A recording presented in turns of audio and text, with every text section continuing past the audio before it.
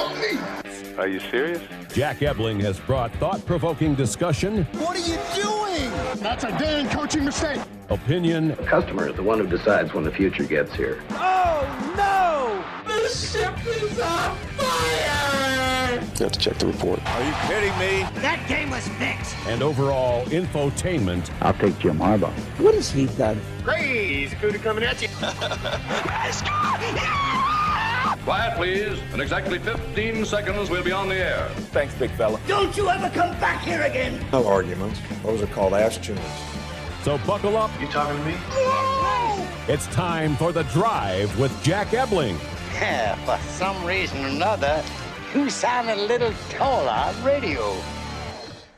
Great afternoon, Mid-Michigan and beyond, and welcome to The Drive with Jack, the Spotlight Radio Network. Jack Ebling here with my producer, Alex Heward.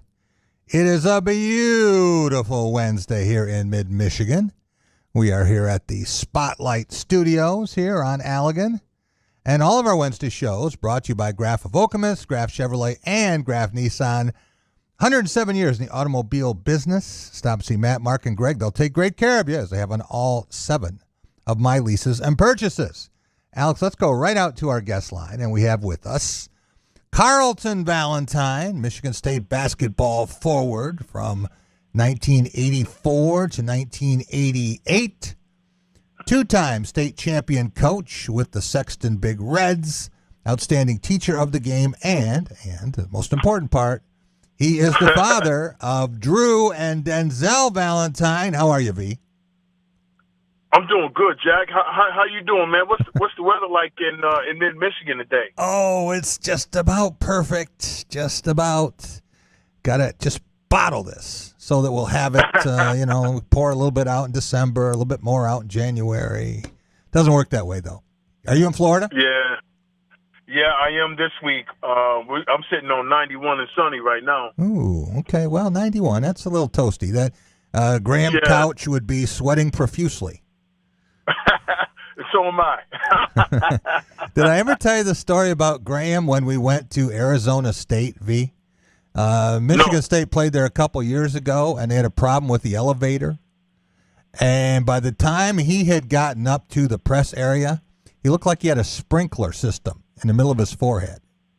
He had to take a shower, just, sweating so much. Anyway, hey, we have lots of news, and I wanted to run this one by you. As soon as I saw it this afternoon, Jett, Jett, Howard, son of Juwan, top 40 player. I think he's ranked in the high 30s, mid-30s.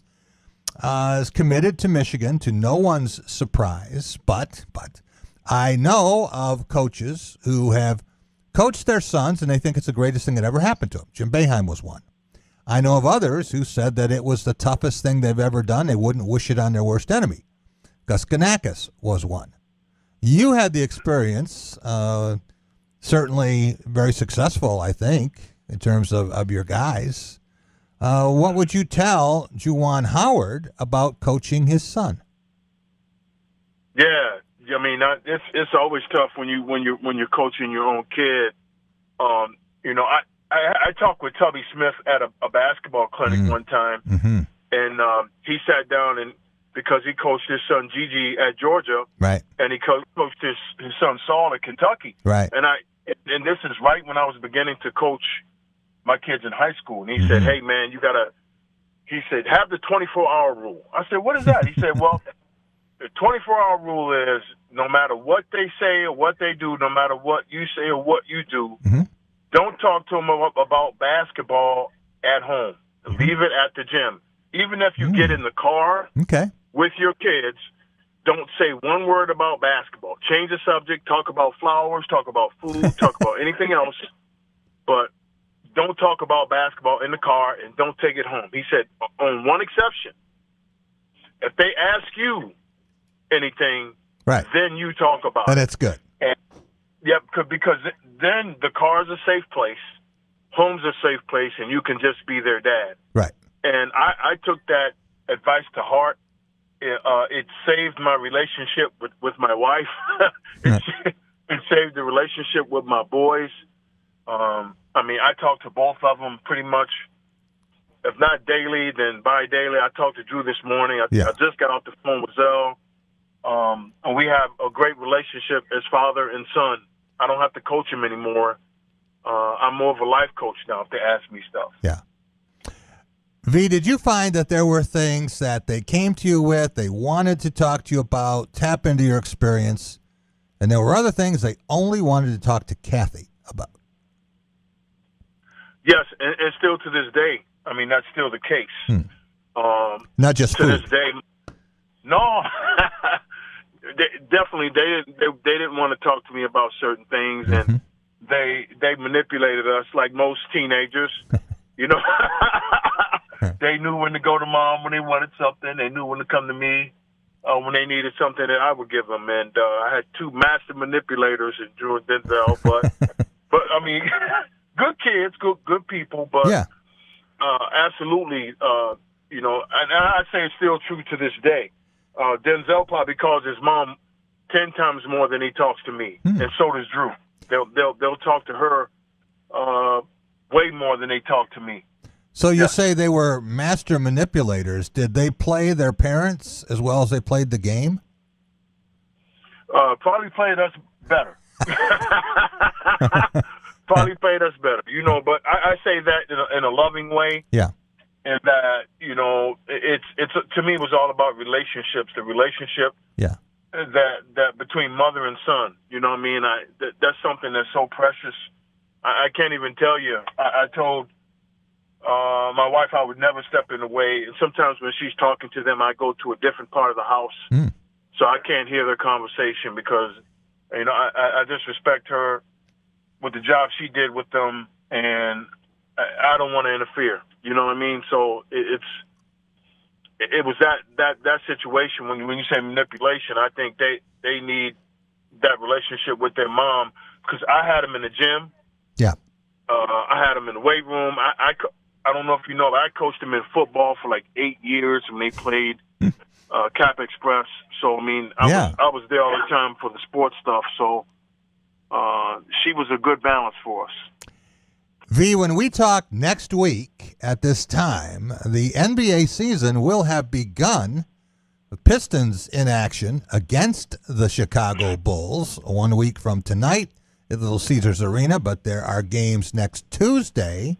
What's the biggest story of the offseason, besides Denzel becoming a member of the Cleveland Cavaliers? What's the biggest story in your mind for NBA 2021-22?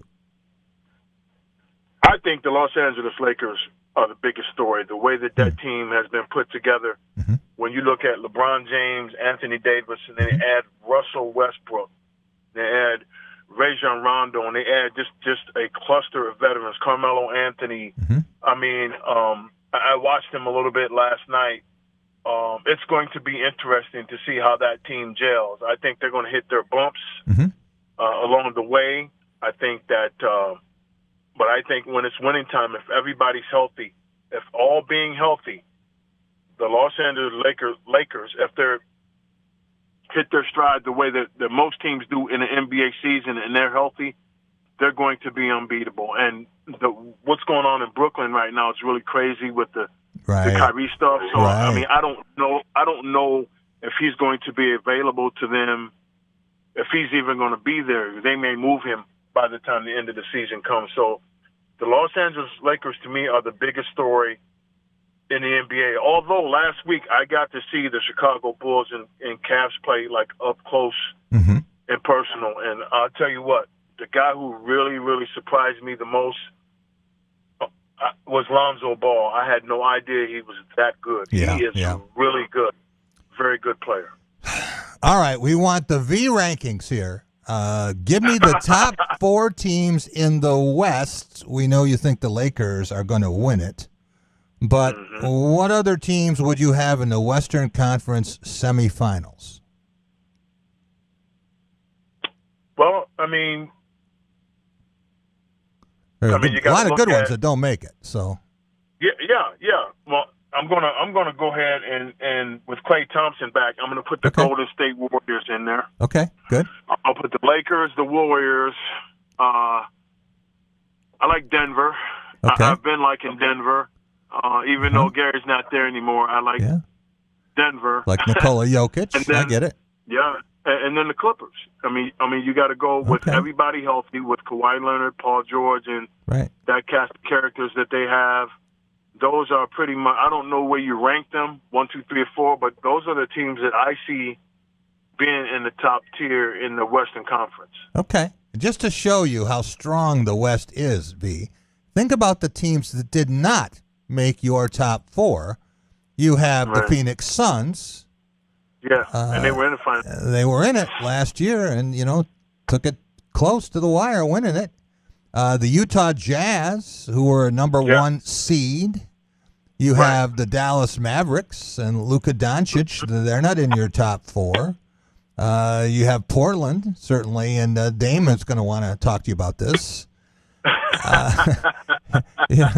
I think the Memphis Grizzlies are a team that is really on the rise, not just because they beat the Pistons by close to 40 points the other night, but I just think that team is young and gelling, and I wouldn't want to be playing them in a playoff round at the end of the season. What about the East? Well, I mean, we can all say that the Milwaukee Bucks. I mean, they're the defending champions, so I would go ahead and put them 1. Jack, you were right last year. So I'm going to say Milwaukee 1, with Brooklyn 2. Okay. Even without Kyrie Irving, they have a guy over there named Kevin Durant. Yeah. Who, if not for his size 16 shoe, they may have been in the finals. So you got those 2, and then in the East, I like the Chicago Bulls. I do. I like what they've done with their organization. They added DeMar DeRozan. Yeah. Lonzo Ball. They've added Alex Caruso with them. Yeah. They play well together. They move the ball. They share the ball. They got Big Vooch in the middle, who averaged almost 25 points a game last year. And then I didn't even mention they got Zach LaVine. Yeah. Coming off a gold medal. So those 3, and then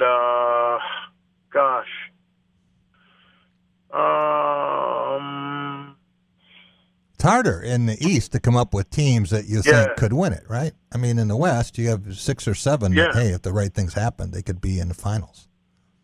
Yeah. It's a little tougher in the East. I think the West is overloaded. Do you like Boston? Do you like Philly? Do you like Miami? Do you like you know what? Atlanta? I'll take Boston. Okay. I don't know what Philly's going to do, with the stuff going on with Ben and stuff like that. Like, I mean, they're so unstable. And I do like Miami, so I'll choose between Boston and Miami. Okay. I'll take Boston because I love Jason Tatum. Yeah. I like that young core with Jaylen Brown. Right. Those guys, I really like them. Who is going to have a better year? And it might be 1-0. Ben Simmons or Kyrie Irving? Wow. I think it depends on availability, man. Yeah. The stuff with Ben is just I mean, I know a lot about that situation with him. So yeah. He just needs to grow up. Yeah. You know what I mean? Yeah. And I mean, he's been coddled his whole time, even when he was at LSU, man. When he went there, he wasn't even going to class, man. Yeah. You know what I mean? He wasn't even going to class there. You know what I mean? He's been coddled. Sure. I know people that have watched him work out. I mean, he has his own people around him when he's working out, just doing anything he's not doing, like pushing himself, not getting better. You know what I mean? If Kyrie decides to come back, Kyrie will have the better year of the two. If they're both there, Kyrie will have the better year. Who's to say right now? I mean, I really don't know where things stand with either one of those guys. I think Ben's in Philadelphia right now. Yeah. So, do you think that either or both of those guys, V, will finish this season with their current team?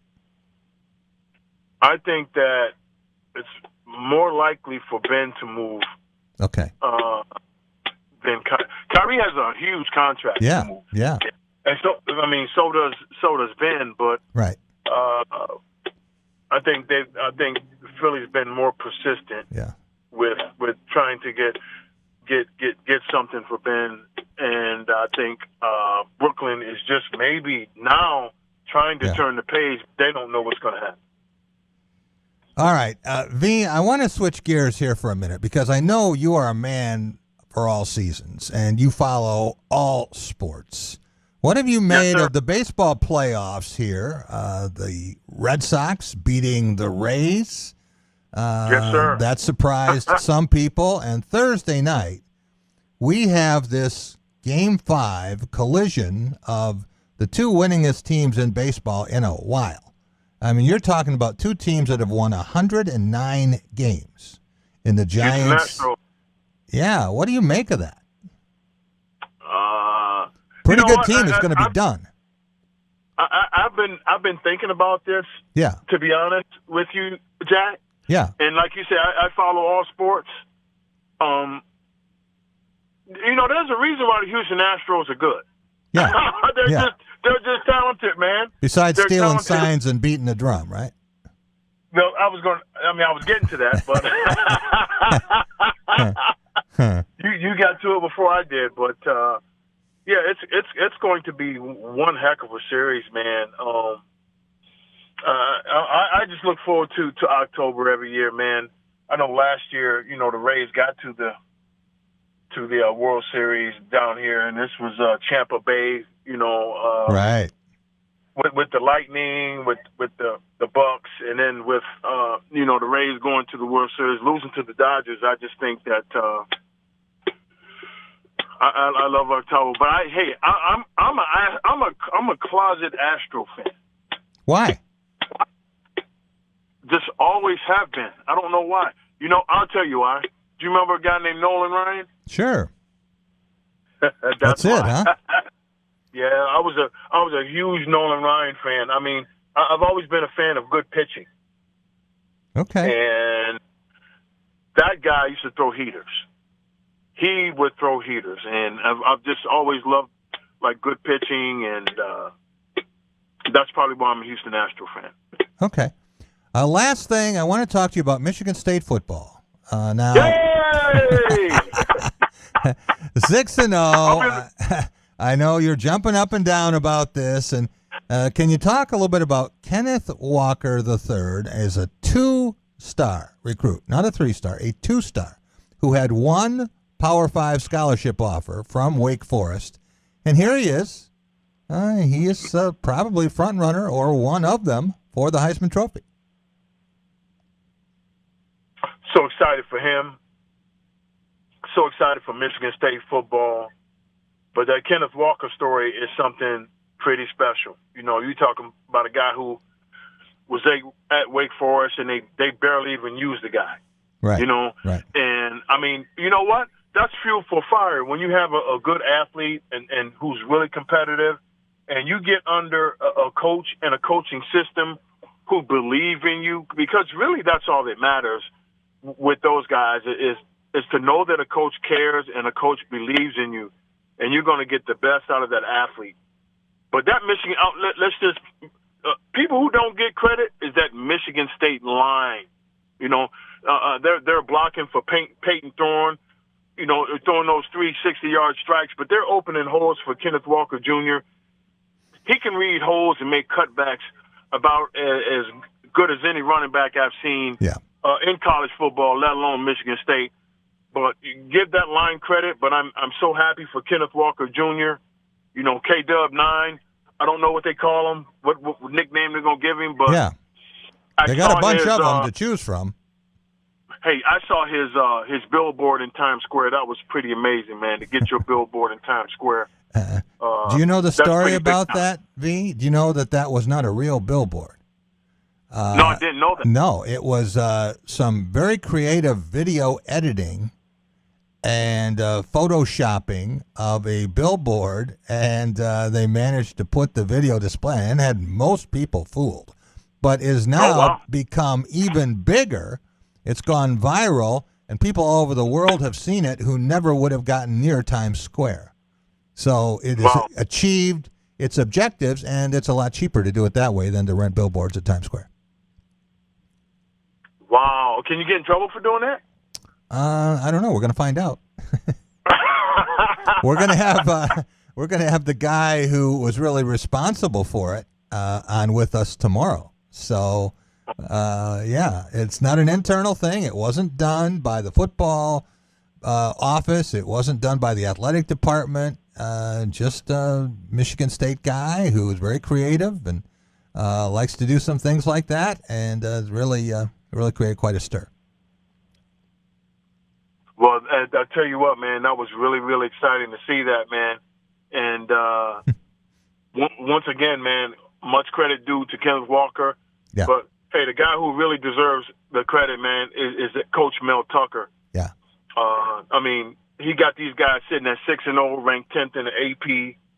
I mean, what about Peyton throwing those 360-yard strikes to Jalen Naylor, right? Yeah.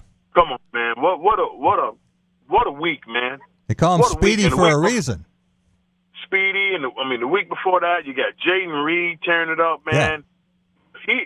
Michigan State has weapons on the outside. Now, Jack, you would know this more than anybody. So I told my wife, I said, anybody who wears the Michigan State number 1, they better be good. I said, the only guys I know that wore number 1 was Andre Rison and Charles Rogers. I don't know anybody else that have done anything in that one. Who is it, Jack? Anyone else? There's worn number 1? Yes, and done something in it. Real good. Muhsin Muhammad?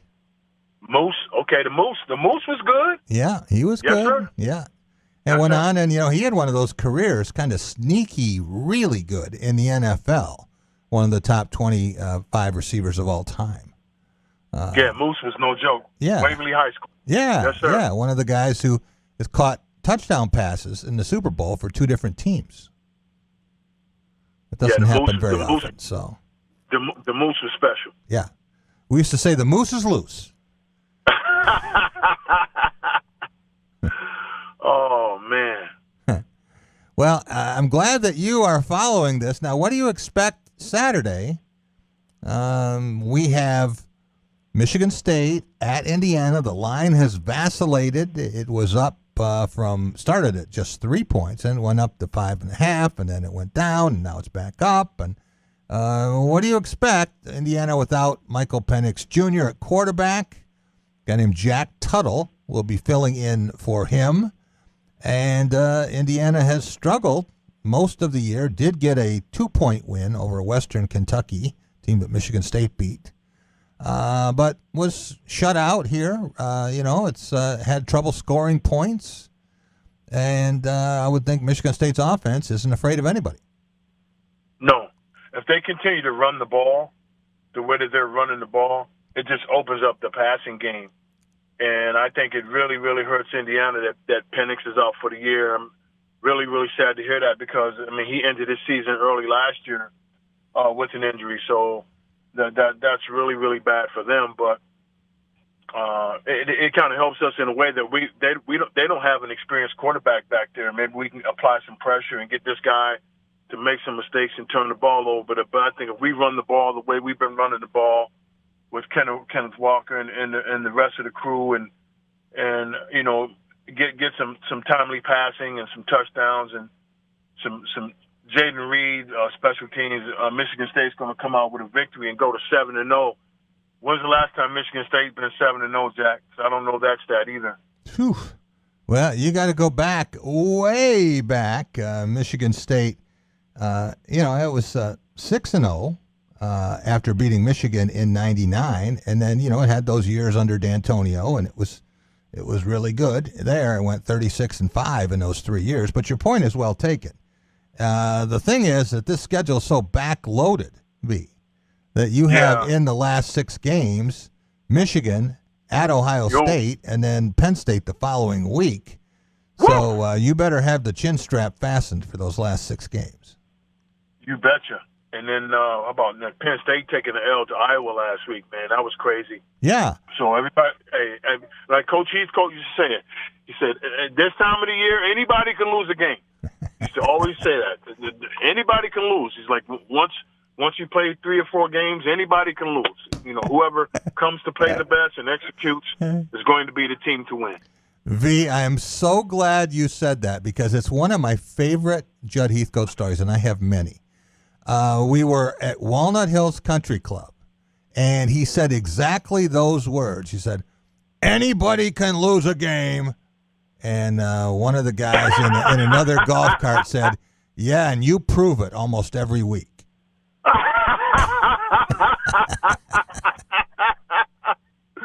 Oh, man. No, he used to always say this. Like, in the Big Ten season, especially in the second half, it doesn't matter what your record is. It's how you play. Anybody can beat anybody. I used to always say that. I'll never forget. I used to say that when I coached. And, I mean, it's so true.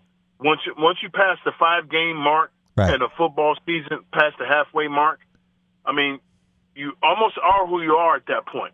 You are who you are, and it's about execution, playing good in all 3 phases. And Michigan State has yet to put a perfect game together in all 3 phases. That's right. So we'll see. Maybe this will be the week. Yeah, or if they want to save it one more week until October 30th, that would be all right too. Could play a perfect game that day. That would be just fine. Yeah, that's the Michigan game. So yes, sir. What'd you think about Nick Saban finally losing to an assistant? 24-0 he was before losing to Jimbo Fisher at Texas A&M, and Bama was down 2 touchdowns, came back, took the lead. I said, okay, they got that out of their system. Not thinking that Texas A&M was going to get a touchdown, PAT, get the ball back, and then kick a field goal at the end of the game. And I think there are still fans out there at Kyle Field. I'll tell you, man, I am a Nick Saban fan. So everybody, you can hate me or whatever. I'm a Nick Saban fan because his philosophies was, I just remember him saying so many different things, but I remember him saying, if you don't come ready to play, like if you don't come ready to play, expect to get your A kicked. Yeah. And it was obvious that they didn't come ready to play, and then they got going. But at that point, the other team was already had their engine going. And hey, I'm happy for Jimbo Fisher, man. Yeah. You know, get a win against Saban. So guess what? You put yourself in the record books after 24 straight times of beating your assistant. Hey, one guy got you who just happened to be a former national champion, right? Yeah, exactly. Someone said Florida State. Someone said now that the SEC is going to have the Jimbo Fisher Award. It'll be a traveling trophy given to the last assistant who has beaten Saban. I'm a Saban fan, man. I'm a Saban fan because I love what he does. I love how he teaches. Yeah. I love the things he says. He says the right stuff, man, like all the time. You know, when he wins, he don't beat his chest. When he loses, he says, "Hey, I want these guys to feel this, so we don't feel this again." You know what I mean? And when I was coaching, man, I used to say the same stuff, man. It's a combination of a little bit of that Morgan Wooten stuff and reality therapy, man. I tell you, he just reminds me a lot of my high school coach, Morgan Wooten, and the things he used to say. V, if you had the opportunity, let's say you get a message here that Nick Saban wants you to fly to Tuscaloosa, and he wants you to spend a day with him at practice, watching everything, and you had a chance to hang out and ask him a couple of questions. What would you want to know? Coach, how you bring it every day. You know, Coach, how you bring it every day. Mm-hmm. I mean, you just seem to bring it every single day. And, I mean, he's not a spring chicken. I think Nick Saban's close to 70 years old. Yeah. And, this month. that would be my number one question. You know, how do you bring it every day? And number two, how do you get your players to play so hard and be consistent on a daily basis? I mean, because Alabama is pretty much consistent. I mean, I think back to the 2015-16 season when Michigan State football made it to the Final Four. Yeah. And they just smacked us up. And, I mean, Derrick Henry was just a monster. Yeah.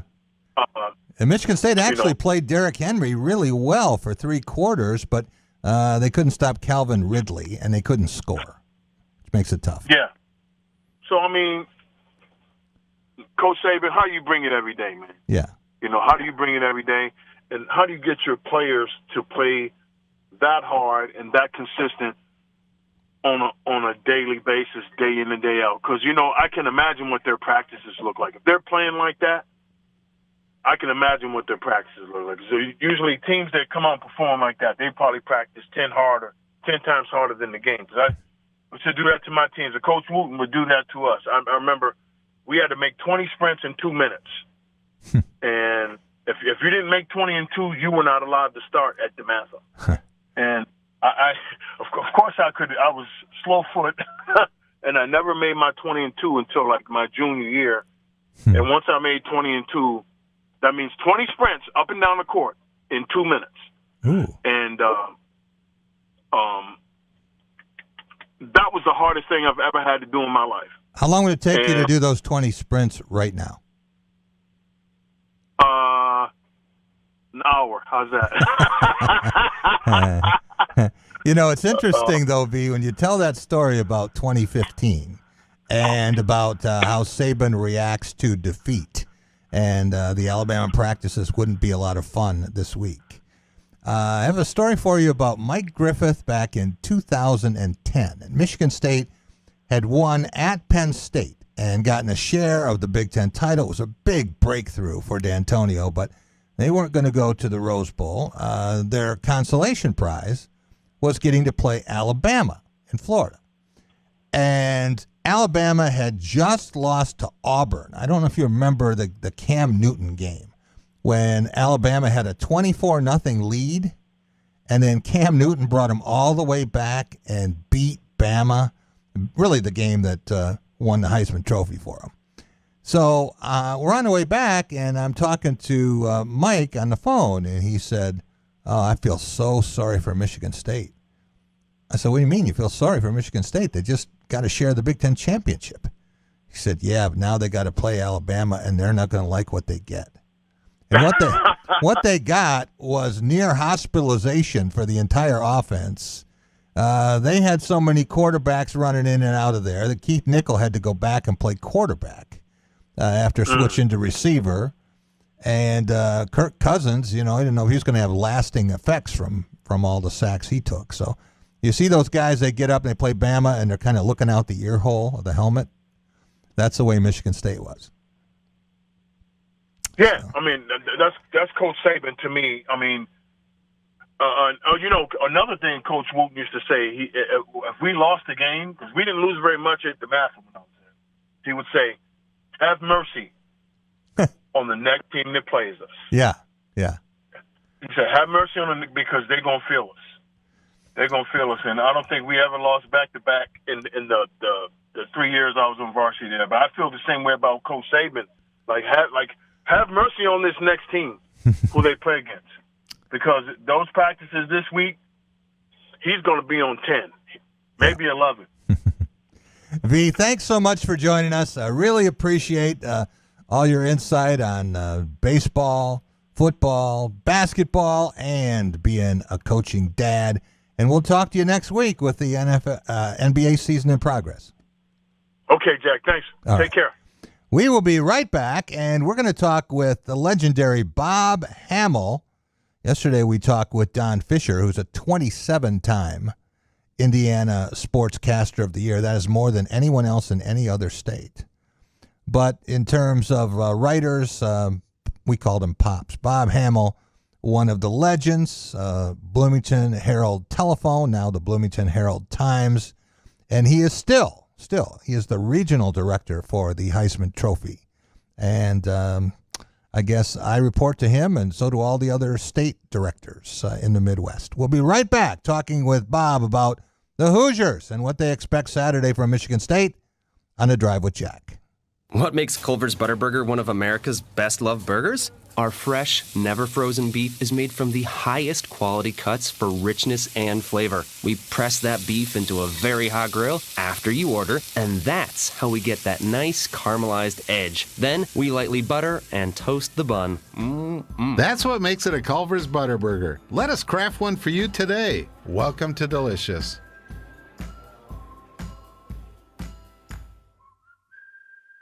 As families and communities across Michigan gear up for an historic back-to-school season, Dean Transportation is looking for compassionate people to join their dedicated team of school bus drivers. They offer competitive wages and paid training, quality benefits, flexible schedules, and most of all, endless opportunities to make a difference.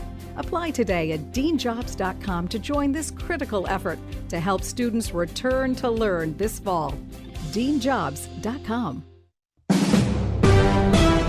NBC News Radio, I'm Michael Kastner. William Shatner's trip to space is being delayed slightly. The countdown clock was stopped and the whole clock began counting upward. The countdown is now back on. The Blue Origin team is excited to be hosting the pretend-turned-real-life astronaut. It is a pleasure and an honor to be sending Captain Kirk to space today. This is going to be a really, really cool moment. Canadians and Mexicans who are fully vaccinated will soon be able to cross a U.S. border. A senior administration official told reporters Tuesday the travel restrictions will be eased in November for Mexicans and Canadians visiting for non-essential reasons. The inflation rate picked up in September. The Labor Department reports the consumer price index last month rose 0.4% over August and was up 5.4% over September of last year. Both figures are 1/10 higher than analysts had estimated. Michael Kastner, NBC News Radio. Jack Ebling here with Matt Sloan at Graph of Okemos. Matt, people buying cars different ways now with inventory changes. They certainly are, Jack. It's a wild time, but we're still selling them. You might not see them on the lot, but they're still coming in every day, and we're still delivering them. So what we're finding is a lot of people, they come in and they actually place an order for the vehicle instead of finding one on the lot that they want. Then that comes in within 7-8 weeks, and they take delivery. We'll still want that great Graph service. They're making friends. Say you had the greatest job in the world, crafting pumpkin fresh frozen custard desserts at Culver's. Here would be your typical day. Pour farm fresh dairy into the custard maker and run continuously. Add real pumpkin puree and pumpkin pie spice. Then craft our pumpkin spice shake or salted caramel pumpkin concrete mixer. Just like that, pumpkin's back at Culver's, but not for long. Welcome to Delicious.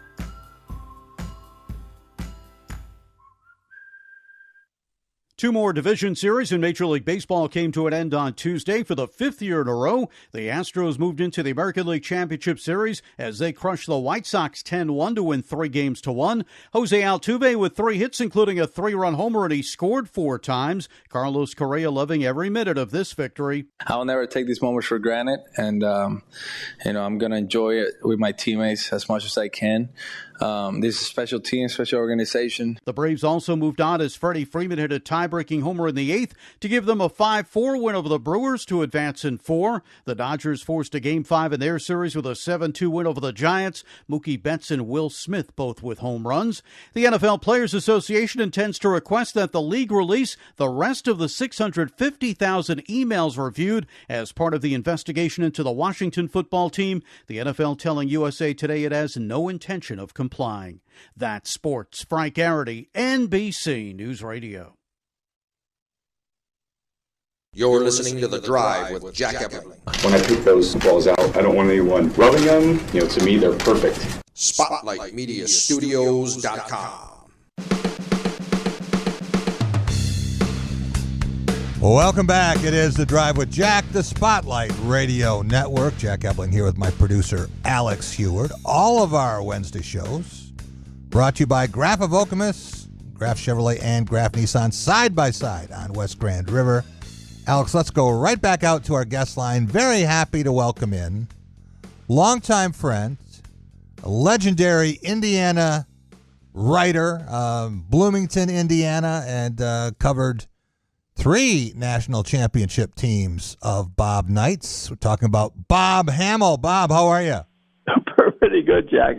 When you say long time, I think Bob Carey was catching passes for Michigan State, and George Salafera was running for Indiana when we started these. But how you doing? I'm doing fine. You know, I just had a conversation with Lauren Tate from Champaign, and he's getting ready for a league older than me. He's getting ready for his 90th birthday party. I just had my 85th. So he's you have to respect your elders. So, yeah. Want to talk to you a little bit about Indiana, and I was thinking that maybe this Michigan State team is what Indiana was last year in terms of being a surprise, everyone playing maybe better than people thought, coming together, and that was a team I think was 6-1, right, in the regular season? Yes, it was, and I think that's pretty accurate. Michigan State was downgraded at the start of the year, and it's certainly that's a good football team. A couple of additions have made a tremendous difference, and to me, it started with the addition of the tailback. I mean, that running back is really, really good, and is obviously a much better situation at quarterback right now too. So that's the sports writer tendency to look at the offense, but that perks up the defense. If the offense has the ball enough, the defense can be organized a little better. So everything fits together. You have seen a lot of great or greater running backs in the Big Ten, and of course covered one in Anthony Thompson, Heisman Trophy runner-up. You saw him play against Lorenzo White for a bunch of years and Blake Easor, so you know the tradition there. Oh, my goodness, yes. Who does Kenneth Walker III remind you of, style-wise, Bob? You know, I really have just seen the one game, the opener, and I'm reaching for the ultimate there because those were Barry Sanders moves. He was really, really cutting and with great speed. I was just really impressed. I continue to be. That's a pretty good comparison. I think that almost anyone would take Barry Sanders comparisons and big smile on their face. But, that's as high as I can reach. Well, you've been Heisman Regional Chair, and if you remember, Barry came out of nowhere to win that Heisman. And, he wasn't even a starter. That's right. His junior year because of Thurman Tucker. That's right. That's right. Thurman Thomas. Thomas, yeah. So, and I remember that Heisman ceremony where he wasn't there. He was playing a game in Japan, and, then, of course, he gets the word that he had won, and I think they had recorded something with him ahead of time. But when you think about... Could have been surprised. He had a phenomenal year. They're just stringing 200-yard games when nobody did that. But I think Kenneth Walker III is a little bit like Barry, too, in terms of being a shock, Bob, because Barry, as you mentioned, being a backup, he was mostly a kick returner while Thurman was there, and then, he got carries in mop-up time. And Kenneth Walker III was in a job share at Wake Forest, and, he comes to Michigan State. People still didn't know how good he was, what they had. Coaches liked the idea of him running the ball, but it wasn't until he scored more touchdowns in the first 13 seconds of this season than all of Michigan State's running backs combined last year. Well, he might have gained more yards. That's possible. That is possible. He is a tremendous addition to the league. I'll tell you that. I don't know how they were able to come up with that, but that was a stroke of genius. Does he have a chance to get on your ballot? Do you think he might be your Heisman favorite at this point? I know we're not supposed to divulge our total vote, but he's very, very much in the picture. I haven't gelled anything at all yet. But, he's certainly one of those names that I've always thought the running backs were kind of shortchanged on the whole situation because they're such a vital part of it. But the quarterback is too, right. But not 100% thing the way it's been going recently. You know, Bob, you have to go all the way back to Ron Dayne, a guy you remember well at Wisconsin, in 1999 to find a Heisman winner who wasn't a quarterback or an Alabama running back. Well, that's interesting, but it's also not a particularly good thing for the Heisman. I think. You know, the trophy itself, like that guy isn't passing the ball. That's right. He's got that stiff arm, right? He's running the ball, not passing. I'm not sure how much passing they were doing. Sammy Baugh had come along with it. So I guess it was, but you know, those are two positions that are going to dominate the Heisman. There was a string of running backs at one time too, so it goes back and forth a little bit. You know, I mentioned the Alabama running backs and Mark Ingram Jr. and Derrick Henry winning for the Crimson Tide, and they were the first two Alabama Heisman winners. Alabama's had three Heisman winners and no quarterbacks. You know, last year you get a receiver. They went on a receiver. Boy, that kid was impressive too. But, but boy, there are a lot of really good receivers in this league right now. Yeah. You know, there was one other running back who did win in the 21st century, but you don't see it anywhere because Reggie Bush, at USC, had his trophy stripped, and you wonder if that'll ever come back. I think now there's a tendency toward forgiveness, and you know, people even talking about the Fab Five and the things that you couldn't get away with, and now suddenly people say, well, you know, what the heck. Well, I have to feel that it's at the very least a bitter irony that Pete Rose is still out of the Hall of Fame, but both of all sports have caved into gambling and are profiting on gambling. How in the world can they take a stance against that? Right. That makes no sense. They're official sponsors of Major League Baseball. I'm like, what is going on here? They're building a betting house right adjacent to or right on the Wrigley Field property. Right, the Cubs are involved with it. Goodness, that's such a.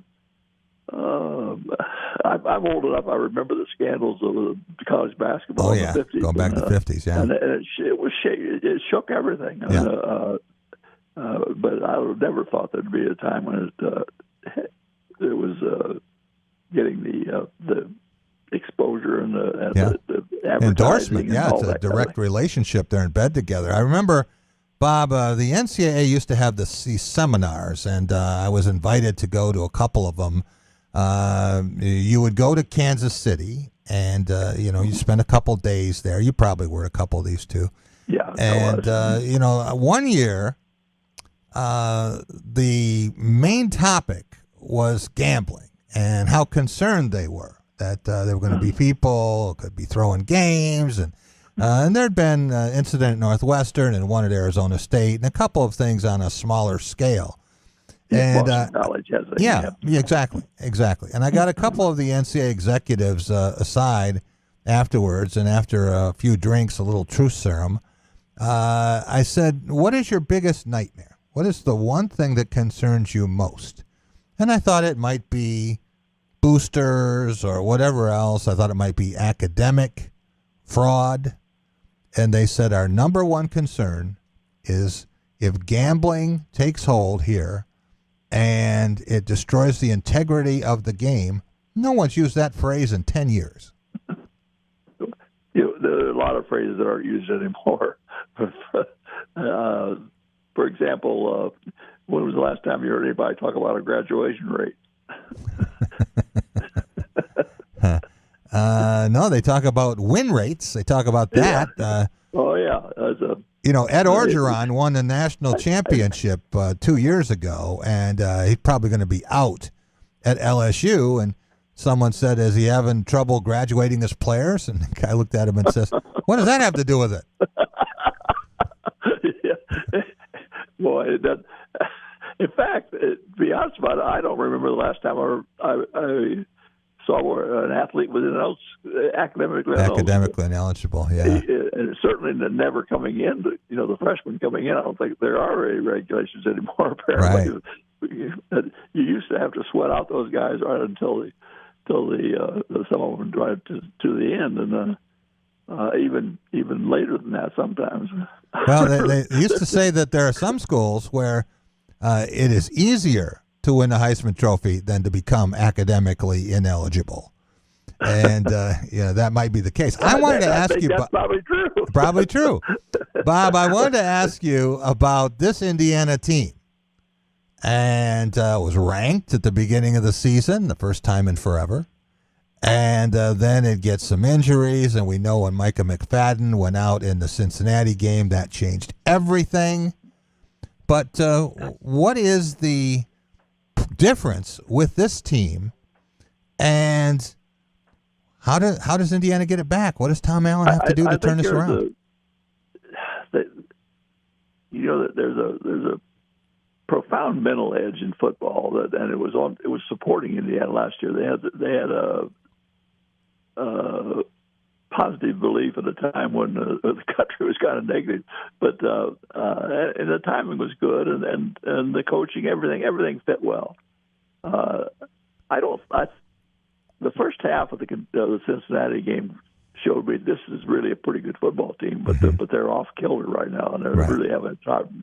And of course, the quarterback situation has been so unstable that they can't get organized there. But they haven't been good on defense either. That's not really fair to say, because Penn State beat them 24-0, and they did nothing on offense. Right. Indiana did nothing on offense, so Penn State had the ball all the time, and so holding them to 24 was not all that bad. And they held Western Kentucky to the same point total Michigan State did, and Michigan State gave up 49 completions, so we know how good they are. They were a fun team to watch. They were. A fun team to watch, not a fun team to play if you were on defense.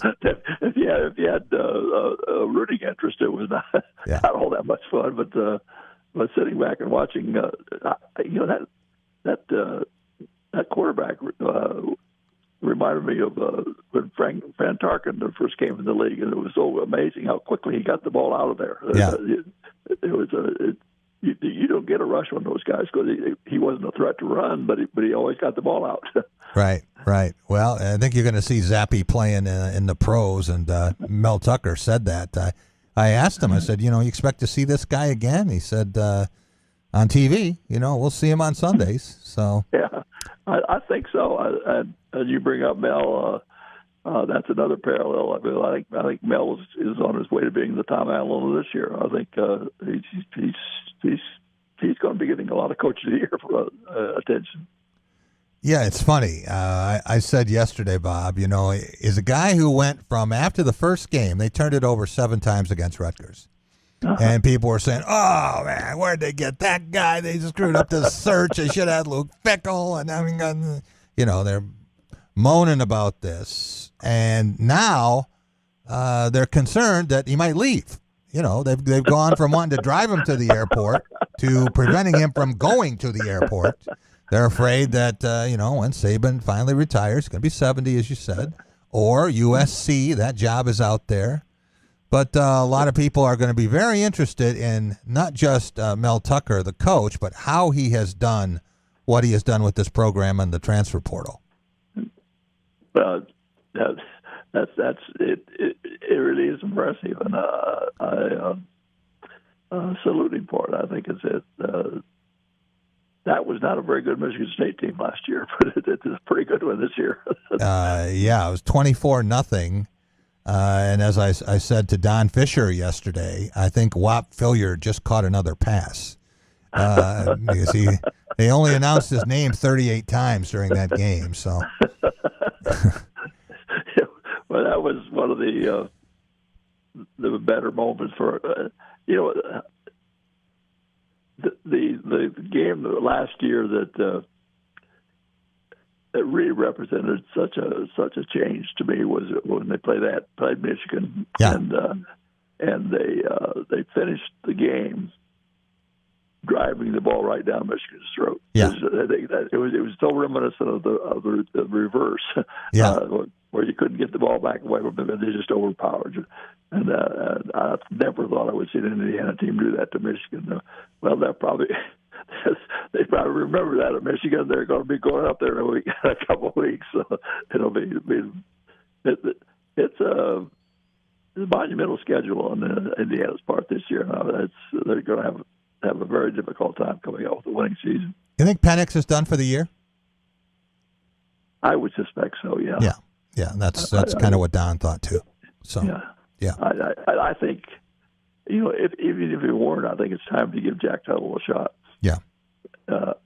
He's a skilled quarterback, and I was pleased with just the general look he had last week when he got stuck in there. He looked much more settled into the position than he did last year, and he did a pretty good job last year. But it looked like he had a command of things and a poise that wasn't there before.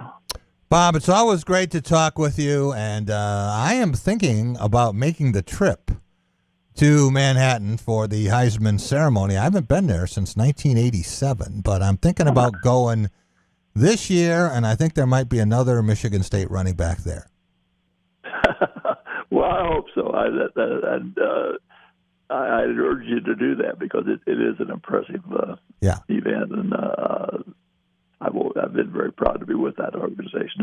They take a lot of heat, and I think the electorate has made some mistakes. I don't think you can fault the Heisman people for it because they put it in the hands of people like me to find the right people. They don't dictate anything to me on who we get. And, that's right. And it is a growing problem to find. We've gone from newspaper people to where you almost have to use these blogs that goes against my grain, but I'm taking your time up. No, Bob, just before I let you go, I want to tell you that I've been Michigan chair now. This will be my 35th year here. And I have 52 applicants for 25 votes. So more than half of the people who have approached me or texted me or emailed me wanting a ballot are going to be disappointed. Yeah. But a lot of those are independent, aren't they? Yes, more and more every year. It seems to be going that direction. Bob, thanks so much for joining us. Appreciate it.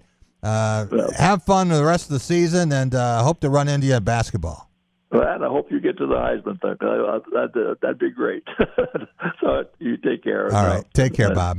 Bob Hamill, legend from Bloomington, Indiana. And when I started on Speed, they had something called the Skywriters Tour.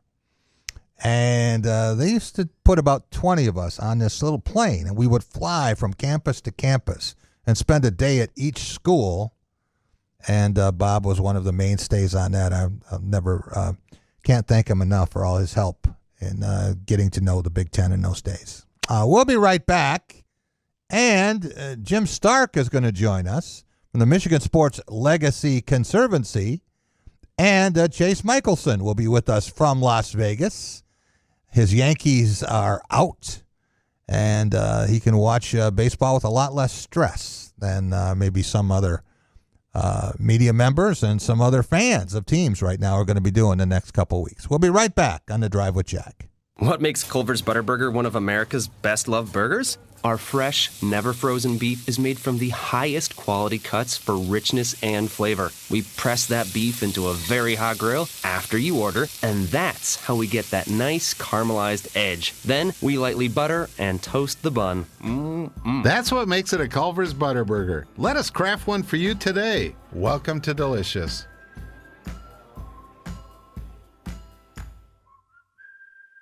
As families and communities across Michigan gear up for an historic back-to-school season, Dean Transportation is looking for compassionate people to join their dedicated team of school bus drivers.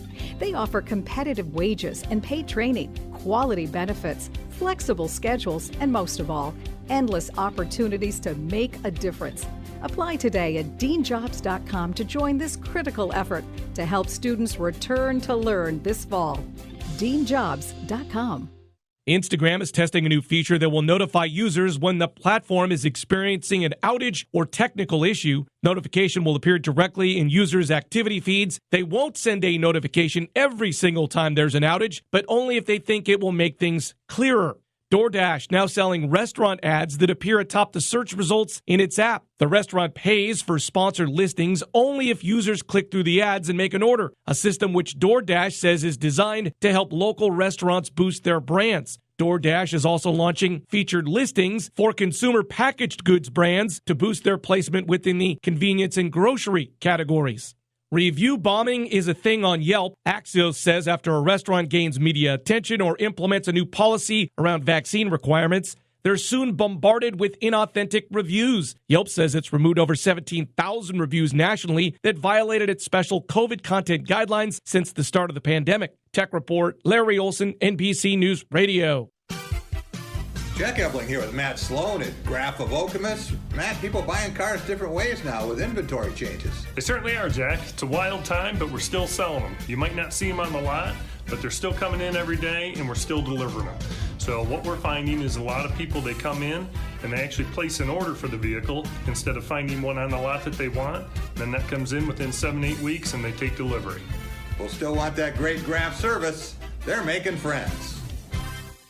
Say you had the greatest job in the world, crafting pumpkin fresh frozen custard desserts at Culver's. Here would be your typical day. Pour farm fresh dairy into the custard maker and run continuously. Add real pumpkin puree and pumpkin pie spice. Then craft our pumpkin spice shake or salted caramel pumpkin concrete mixer. Just like that, pumpkin's back at Culver's, but not for long. Welcome to Delicious.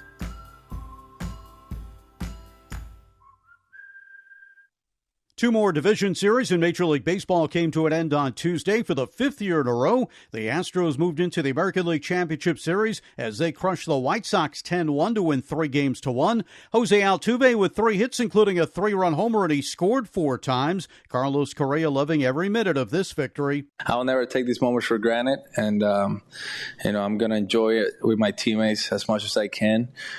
This is a special team, special organization. The Braves also moved on as Freddie Freeman hit a tie-breaking homer in the 8th to give them a 5-4 win over the Brewers to advance in 4. The Dodgers forced a Game 5 in their series with a 7-2 win over the Giants. Mookie Betts and Will Smith both with home runs. The NFL Players Association intends to request that the league release the rest of the 650,000 emails reviewed as part of the investigation into the Washington football team. The NFL telling USA Today it has no intention of complying. That's sports. Frank Garrity, NBC News Radio. You're listening to The Drive with Jack Ebling. Just trying to grind through camp here. Good fundamentals, build our conditioning, just keep getting better every day. SpotlightMediaStudios.com.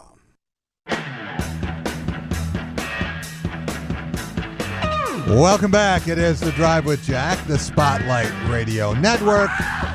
Jack Ebling here with my producer, Alex Heward. Alex, baseball going on. Had 3 games yesterday and nothing today. Tomorrow, of course, is Giants-Dodgers, and going to be one very disappointed 109-win team. All of our Wednesday shows brought to you by Graph of Okemos. Stop and see Matt, Mark, and Greg, West Grand River. They'll take great care of you, just as having all 7 of my leases and purchases. This hour, you're going to hear from Jim Stark from the Michigan Sports Legacy Conservancy. I think that is the plan, Alex, trying to get Jim. And then we're going to have Chase Michelson. Is Jim with us now? No, is Jim coming in studio? No, he is not. Okay, I did not. No, he is not. Okay. He, I texted you a number there because I thought that he was going to be able to come in, but as it turns out, he can't. He had a meeting that ran late, so we're gonna catch him on phone. But in the meantime, I want to welcome in 3 very special guests to the studio. And, for years and years, we did a series of remotes once a week. We did 130 straight weeks over at the Bluegill Grill. And say the lake is 176 tables away because we had an intern who actually measured it. Found out how big a table was and then went out and measured it all the way down to the water. So, but we have with us Upa Rob Winkleman, and we see him at a lot of Michigan State events and coaches shows and the like. Appreciate him stopping in. Fan of the show and Spartan books that we have done. And also Team Kingdon, Jordan and Ethan. I talk about father-son Spartans. Pretty amazing, pretty impressive. And Ethan, when you think about the places you have been and the games you have seen, do you have a favorite? I probably do, because when I was young, probably about 7 years old, we went to Pasadena. Oh, that's a pretty good one.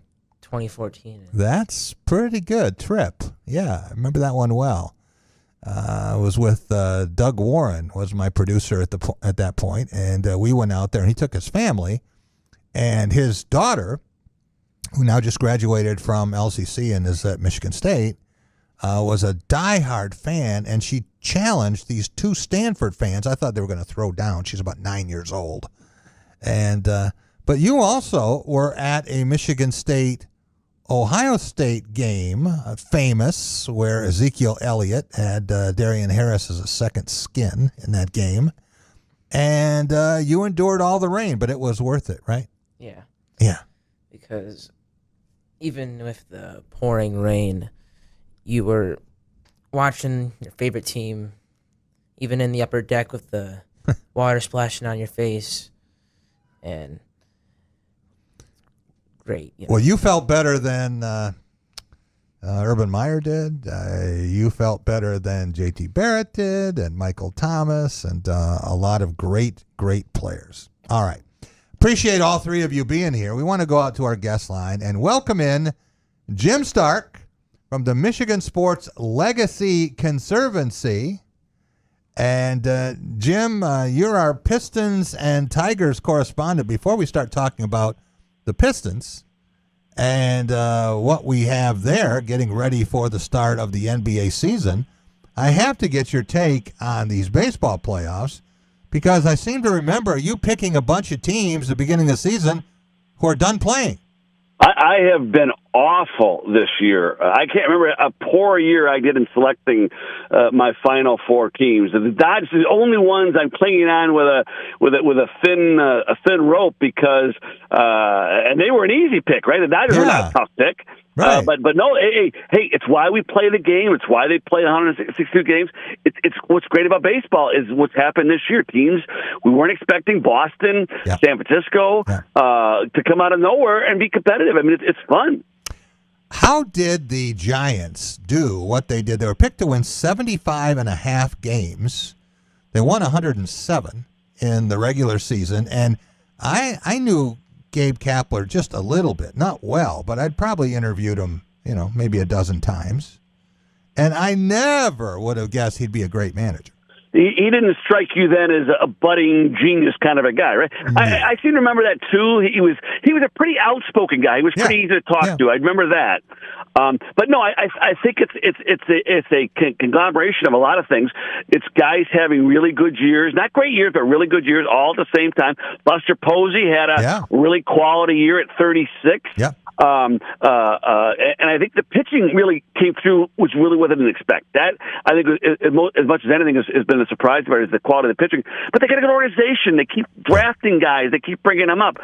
They're not rebuilding. They're just restocking every year. And then they have a winning tradition. That, let's not understate that. When you have a winning tradition like the Giants, that helps. It's kind of what's expected, right? They did win a World Series in 2010, 2012, as Tigers fans remember, and in 2014 against the Royals. So, no strangers to success, but if they can get a fourth title here in the span of 11 years, that puts them in some pretty rare company. You look at what they have to do first, I guess. They have to get by the Dodgers, who also have 109 wins, counting the postseason. And they have shut the Dodgers out twice in this series. And the game is back in San Francisco at Pac-Bell Park, but most people still think the Dodgers will win. Well, I don't know. The fact they had to have Walker Buehler pitch on 3 days rest, the Cy Young staff of the Dodgers is pretty thin. Now, I think I looked at that or this lineup. I think Scherzer's pitching tomorrow night for the Dodgers. Correct?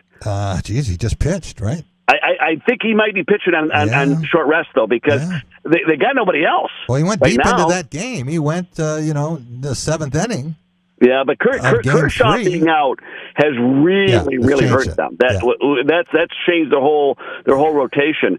But they do have tremendous depth in the bullpen. Oh my gosh, the guys they round in the bullpen ahead. And how about Kenley Jansen? Refurbished his career at 35, I think, or 34.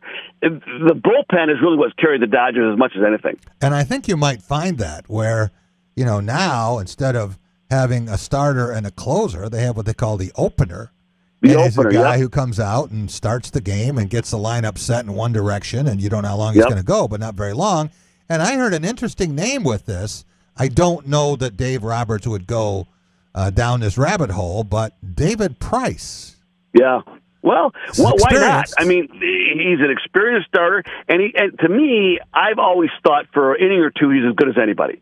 It's when he starts getting into that stretched out length is when he starts to have trouble. But for 2 or 3 innings, if he's healthy, why not? I mean, David Price has been there. He's a Cy Young winner. I mean, he's has that heritage of being a really good pitcher. So why not? I just think the Dodgers they cannot. They're up against it already because they were the favorites coming in. They trailed, and now they got to win in San Francisco, which is not an easy ballpark to win in. I think they got to pull out every stop they can in their favor. When you think about the one-game wild card, and you and I talked about that and kind of debated both sides of it. The Yankees did not make it through. The Dodgers did with the win over the Cardinals. But you could have, after Thursday night, the Yankees and the Dodgers out, and the two biggest payrolls. I thought it was fascinating that the Tampa Bay Rays payroll this year, Jim, was 1/4 the size of the Dodgers.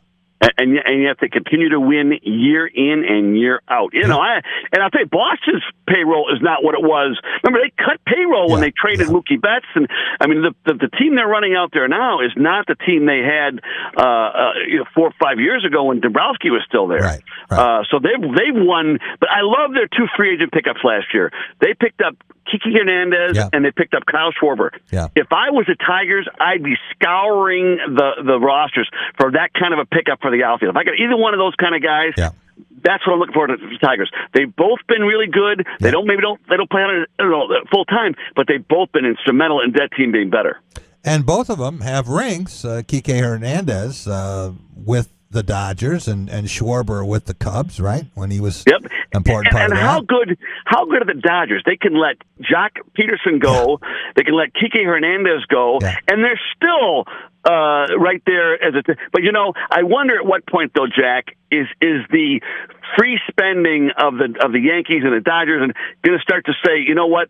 That you don't need to do that. Is that going to be a trend that will finally start to become reversed? Well, I might have bought that argument if the Dodgers didn't win the World Series last year and do that for the first time in 32 years. You had to go back to Kirk Gibson with the home run off of Eckersley for the last time before last season that the Dodgers won it. But, you've been talking about the Tigers getting a shortstop and getting a high-profile player. We talked about Marcus Semien and the other guys who are going to be out there that are going to demand big salaries. But there's another guy that I don't think we've talked about much. I am hearing that this is Corey Seager's last run with the Dodgers, and he's a free agent. I've got a chart here, and they've got the top tiers free agents broken off into 5 tiers. Tier 1 is $30 million, and they've got Correa, Semien is in that one, Corey Seager, and Trevor Story. So 4 of the 5 big names they're penciling, and I'm surprised they put Semien because I've not seen him put in that level. Right. They put those 4 in the $30 million, and they lowered Javi Baez, which is the other one of the top 5, into the tier 2, which is $25 million. So those 5 are the guys: Correa, Semien, Seager, Trevor Story, or Javi Baez. The Tigers have got to get one of those guys, and I still think of all those 5, Simeon's the best get. I think I love to have Correa. I think Baez has too much baggage. Story is a Colorado player. I think Seager would be a great get too. Frankly, any one of those 3, I think the Tigers would come away very happy. And what % chance do you give the Tigers of landing one of those 5?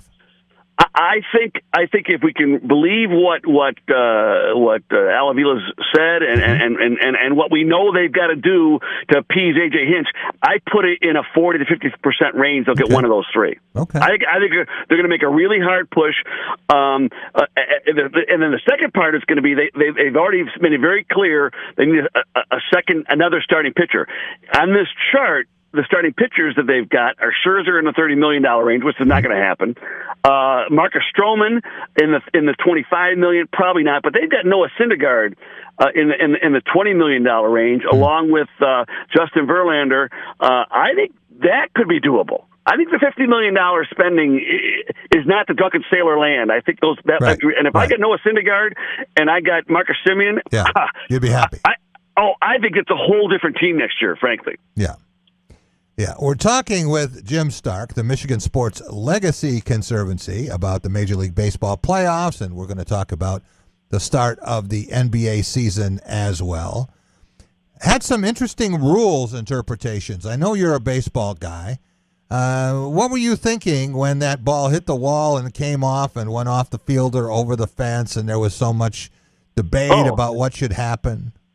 With 6 umpires and umpteen cameras, how are we still having these debates? And there was another one too the other night. One of the there was a collision at second, was an interference, and there was a play at third. So even though we have all this technology and all these eyeballs, it's still got to play the game, and the game still befuddles. The game still wins in some ways. Yeah. So I think that's part of the good things. I don't want everything to be all measured out, and I like the fact there's still some indecision in there. And a lot of people did not really know the rule about running out of the baseline, because you normally see that on a play right in front of the plate, and then you got to kind of move to the side or let the batter clear and hope he doesn't stay in the line if the catcher's going to make a direct throw. But this was the other way because the play was coming to the plate, and you got a guy actually running into the path of the throw. Right. Yeah, and they changed that a lot with the collision rules. Now, the collision at the plate, the collision at second. Listen, if you see some of those guys going into second, they'd be 6-7 feet outside of the line trying to take that infielder out. The same thing with the catcher. So that's definitely changed. I think that the direction the players can go now, because they don't allow those collisions. So, and the fact you can't glide at the plate now has changed the way the runners run. I will tell you though, one of the highlights of the entire playoff season, I thought, was the stealing of home by Rosarena. Yes. Jack, if there's a more exciting play than stealing of home, I don't know what it is, and it was great to see. What's more exciting, a clean steal of home or an inside the park home run? Clean steal of home. Because it's so unexpected. Yeah. You know what I mean? And it happens so fast. The inside the Parker takes some time to evolve. You know what I mean? Yeah. But that play at home, and frankly, I'd put the suicide squeeze successful right in there. But I think the steal of home is because it's so rare. Yeah. Jim, we get steals of home every year, but they are as a result of a double steal. You got men on first and third, and the runner on first breaks. There's a throw through, and then the runner on third breaks, and he gets to the plate. There was nobody else on. This was just Randy Arozarena. Yeah. Oh, yeah. He beat the pitcher. He saw the pitcher, was taking time in the windup, and I'll tell you, that Arozarena, have you ever seen a young guy rise to the occasion more than he had? He had a good rookie year this year, but he seems to play better in the playoffs. He elevates his game in the playoffs. Yeah. You know, the first time I heard his name, and I was not familiar with him. I didn't know about his minor league history or, past teams. And I wasn't watching, and I just kept hearing him talk about a Rose Arena. And I said, Rose Arena, that's the Central Michigan basketball facility. Well, I think we talked last year about what a great promotion that'd be if Central put some cash together, right? Exactly. All right, we got the Pistons opening a week from tonight. We have a couple of games the night before. Next Tuesday, there's an NBA doubleheader. But the Pistons hosting the Chicago Bulls, and I'm actually thinking about going down to that game. Well, I will tell you this: they're still pretty strict on the COVID. Are they? Yeah. Yes. We'll talk about that off well, the air. They'll But be looking just for so you know. reasons to keep me out anyway. So I am not, because I want to go, but behind in the locker room, I think they're becoming more than a little bit worried about the ankle of Cade Cunningham, which is really stretching out. These are valuable practices. Remember what happened last year? Yeah. Where Killian Hayes missed all. He just started to develop. And he missed, 2/3 of the season. And I'm not saying Cunningham's going to do that, but these are critical times for him to be getting up to NBA speed, and he's missing practice. That does not help. And they're more than a little bit concerned, I think, about if this might linger on to something more serious. Who is a player who did not start last year that fans are going to enjoy watching? Well, I said Frank Jackson was my guy from the start. He's my unsung hero. He's the guy that I think is going to make the most noise off the bench. I love the way he plays. He can shoot the three, which they desperately need. Right. And he's got the feel a little bit of that diamond in the rough. Sort of like the Chauncey Billups who they got, and they polished it, and all of a sudden you got somebody really good. I kind of get that feel with Frank Jackson a little bit. Do you think the Pistons will start Isaiah Stewart or Kelly Olynyk at center? Well, a lot depends on what's going on with Cade Cunningham. I think if he's not on the floor, I think you're more likely to get Olynyk because they need the offense. If Cade Cunningham, I think they like the idea of Kelly Olynyk coming off the bench, frankly, and being that leading the second team, and letting Stewart play defense on the first because they got so much offense on that starting team. If you figure in Cunningham as a starter, but I think a lot's going to come down to where Cunningham's status is. But we know Olynyk can be a quality scorer on whether he comes off the bench or starts. But I think that's going to be the factor. All right, Jim. I asked Carlton Valentine the same question here, and it's going to be NBA season. When we talk next week, we will have had a couple of games played Tuesday night. Who is going to be meeting for the Larry O'Brien Trophy? Oh boy, can we do this next week? I want to think about it. I don't want to give you. I haven't thought about it as much as I'd like to because I'm watching the Pistons, but I want to get league wide. I mean, it's easy to throw out the Lakers or the Nets, right? Because they get all the stars. I want to do a little. I want to see who the Bucks are for this year, right? A lot of people like to throw out the Nets, but they can't. So well, yeah, but I want to find the Toronto. I want to find the team that could improve a lot and challenge and not pick the chalk the chalk pick. So a couple of years ago it was Miami. Remember when the Heat came out of nowhere and did that? Absolutely. Yeah. And Milwaukee really, despite having another Kupa, they still were better than they were expected last year. So I want to find that team and pick maybe a chalk pick, but more the underdog or the coming out of the weeds kind of a pick. Well, everyone thinks about the Lakers, and any time that you have LeBron James and Anthony Davis, that's logical. And now you have Russell Westbrook there too. So there's still only one basketball, and now you have Klay Thompson back in Golden State, and I think that Warriors are going to be just fine. If they stay healthy. If they stay healthy, I think they're right in that top 6 or 8, easy, if not the top 4, because they're so good. But again, are they healthy? Klay Thompson has missed most of 2 seasons, so the rust on him is going to be thick. I would think they're going to take a while to knock that rust off. And again, they're 2 years older than they were last time he played. Right. Everybody is. And now it looks like they're committed to Draymond Green at center. One of the smallest centers we've seen in the last couple decades in the NBA. But what I like about Draymond is he plays with that edge. Yeah. He plays with that little bit of a rub. And look, we've seen successful centers. Ben Wallace. he was 6'7" on his tiptoes. That's right. Jack, as you know, but he played bigger and he played with such heart. You didn't hear always too short, right? Right. There was a story that came out this past week. They talked about Wilt Chamberlain, the only player he ever really feared in the NBA, and it was Wes Unseld. And Wes Unseld was maybe 6'7". So, and Charles Barkley was another one. So you don't have to be 7 feet to be an effective center, but you got to have heart and you got to have real desire. And I think Draymond Green has it if he can focus. We think about last year, Jim, and Phoenix with Chris Paul and Devin Booker developing, made it all the way to the finals. Utah actually was the 1 seed in the West. That shocked a lot of people. But I have a team for you, and I want to go on record right now and talk about them because I don't want to say, well, you got on them too late. And I could be dead wrong on this. This team might miss the playoffs. But I think the team that's going to show the biggest improvement is the Chicago Bulls. Oh no, I think you're close there. I think they've got some really good young talent. They love the coach there, and you know what? Again, and they have a winning heritage, and you cannot dismiss that. They know how to win in Chicago, and the fans expect them to win. But they've made some really good draft picks. They've made some good deals. They got young players. Oh, I like that pick. I think that's as good as any. But now, like I say, I'm gonna wait till I come back with mine next week. But that's the kind of pick I want to make. The kind of pick you just made with Chicago, that out of the weeds, but with reason, not just throwing a dart at the board. Jim, you worked in Ann Arbor for many years. Next week at this time, we could be. Oh boy. 10 days away? Yep. From a matchup of 7-0 teams.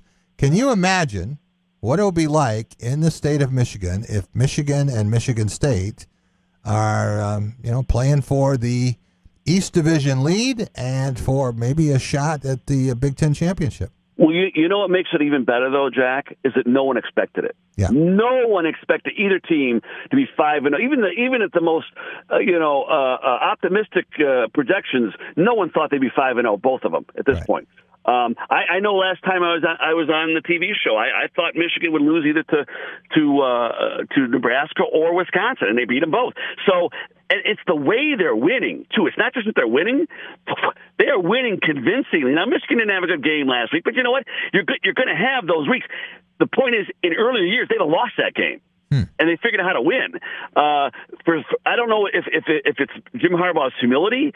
I don't know if that whole thing about lowering his pay has forced him to go back to the drawing board. The coaches he brought in, it's changed the atmosphere. Yeah.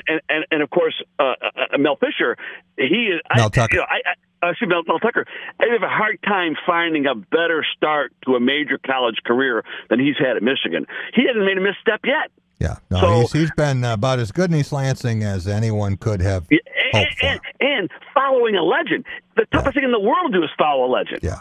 And last year, for both of those teams, I think you have to throw it out. I know they both want to throw it out, but I think that if you look at what they dealt with last year, there's so many outliers. Penn State lost its first 6 games or something last year, so first 5 games.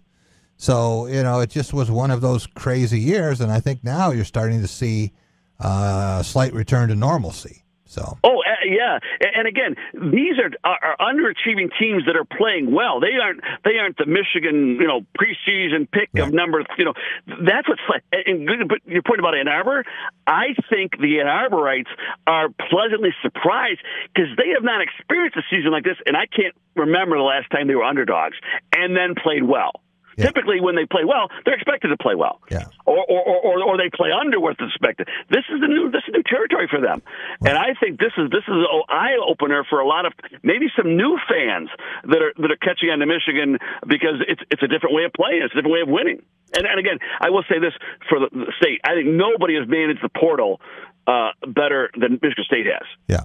Yeah, they've gotten more out of that portal and better. I think talk about getting on the curve, ahead of the curve of change. That's the Michigan State leadership. Jim, thanks so much for joining us. Appreciate it. Enjoy the baseball playoffs and all the football this weekend, and we'll talk to you next Wednesday. Yeah, I don't think we'll have any league finalists by this time next year. I think we're going to see some really good league series, but we'll certainly have an indication who we can look for in the World Series. And, of course, I'll have my picks for the NBA when we talk again next Wednesday. There you go. Jim Stark. We'll be right back, and we're going to talk with Chase Michelson. And, of course, he was a very important intern here, a sports editor of the State News, Free Press contributor, now out in Las Vegas at Westgate. We'll be right back on The Drive with Jack. What makes Culver's Butterburger one of America's best-loved burgers? Our fresh, never-frozen beef is made from the highest quality cuts for richness and flavor. We press that beef into a very hot grill after you order, and that's how we get that nice caramelized edge. Then we lightly butter and toast the bun. That's what makes it a Culver's Butterburger. Let us craft one for you today. Welcome to Delicious.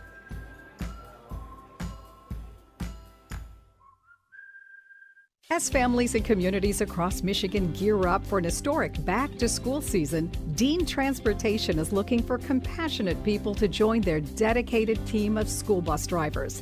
They offer competitive wages and paid training, quality benefits, flexible schedules, and most of all, endless opportunities to make a difference. Apply today at deanjobs.com to join this critical effort to help students return to learn this fall. deanjobs.com. NBC News Radio, I'm Lisa Taylor. A COVID vaccination mandate could be ready as early as next week at President Biden's direction. The mandate covers businesses with 100 or more employees. Those who refuse must agree to undergo regular testing.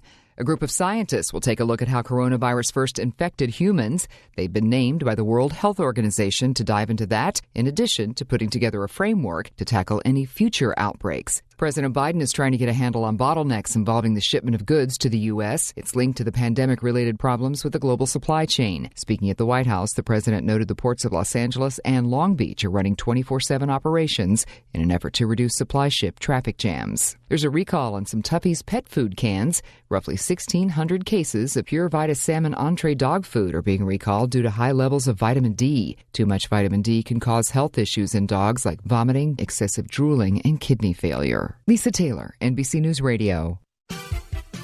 Jack Ebling here with Matt Sloan at Graph of Okemos. Matt, people buying cars different ways now with inventory changes. They certainly are, Jack. It's a wild time, but we're still selling them. You might not see them on the lot, but they're still coming in every day, and we're still delivering them.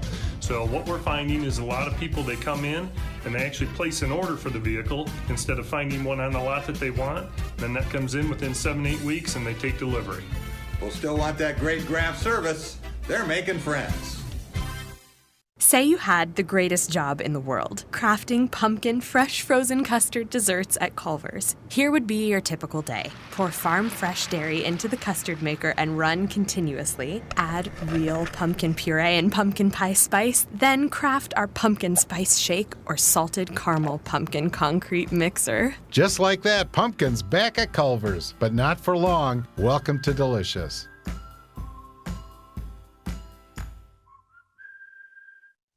Two more division series in Major League Baseball came to an end on Tuesday. For the 5th year in a row, the Astros moved into the American League Championship Series as they crushed the White Sox 10-1 to win 3-1.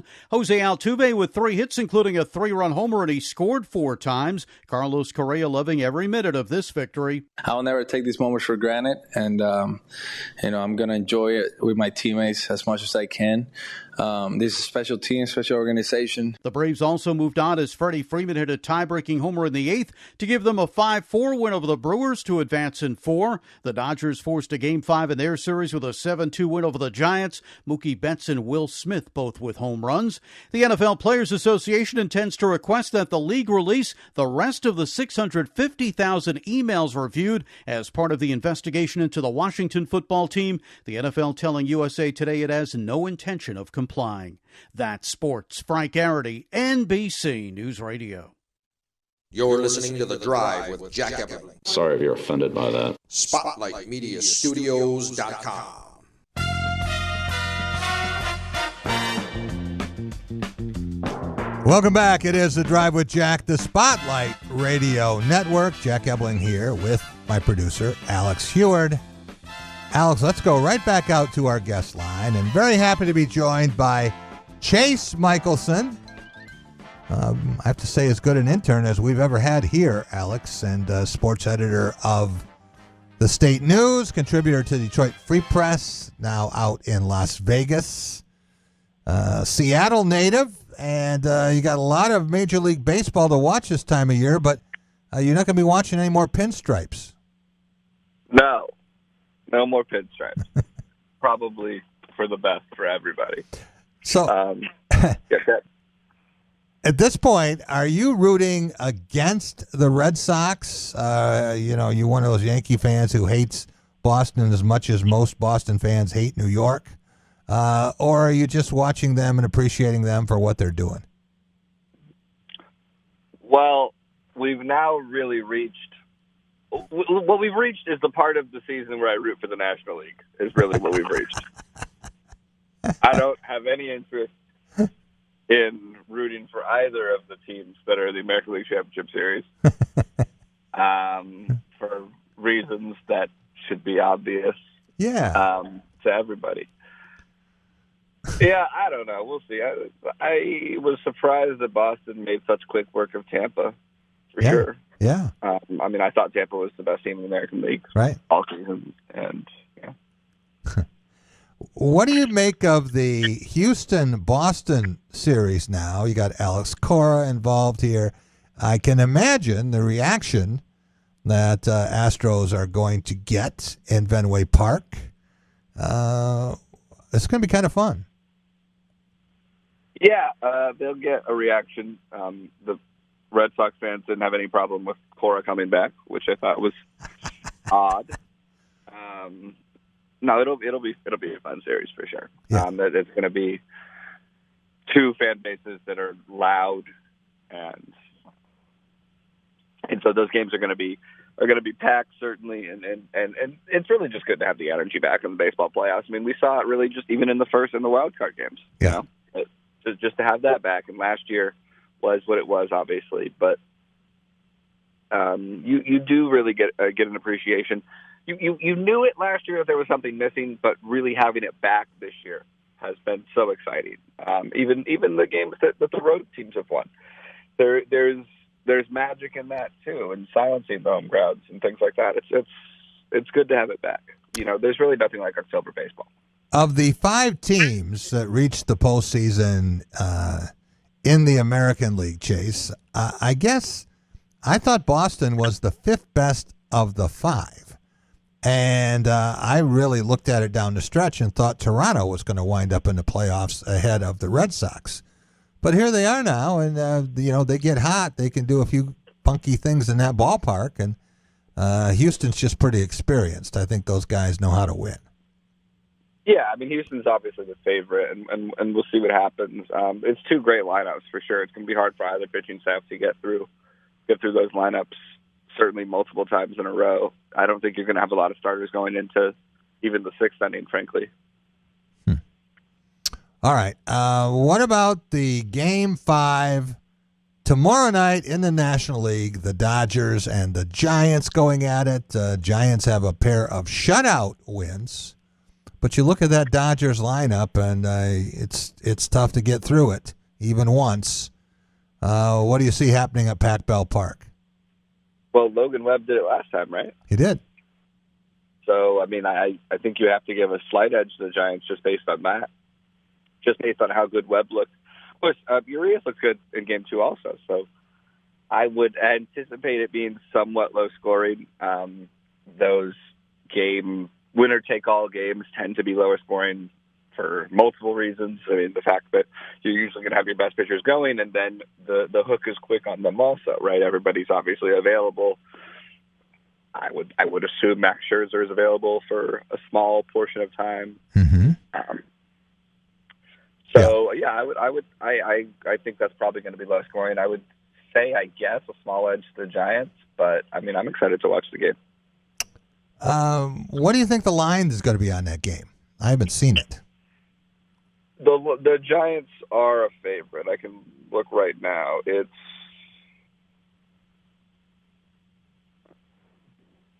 It looks like it's about as close as it gets, really. Yeah. So that right now, actually, they're both minus 105. So right now, Okay, so even. About as even. Yeah, you can't get any I think the Giants open as closer a than favorite. that. Okay. Giants open as a small favorite. Yeah. All right.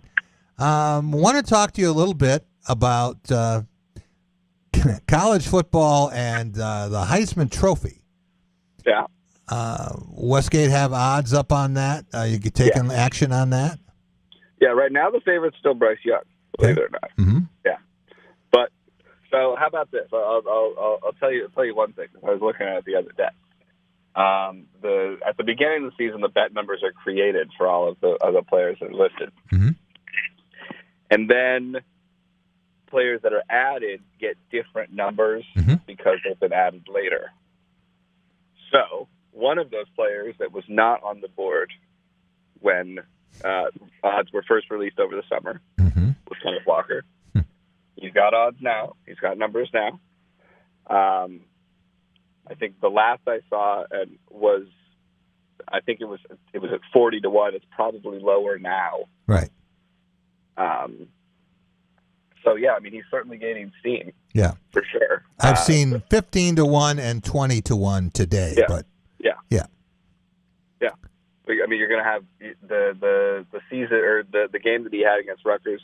Obviously, is going to add to his candidacy, and then, but ultimately, I mean, especially for a non-quarterback, it comes down to what you do in the games that are ahead of him. Yeah. So I mean, he has the opportunities. If he puts up 200 yards against Michigan and Penn State and Ohio State and multiple touchdowns, and Spartans win even two of those games, he'll be in New York.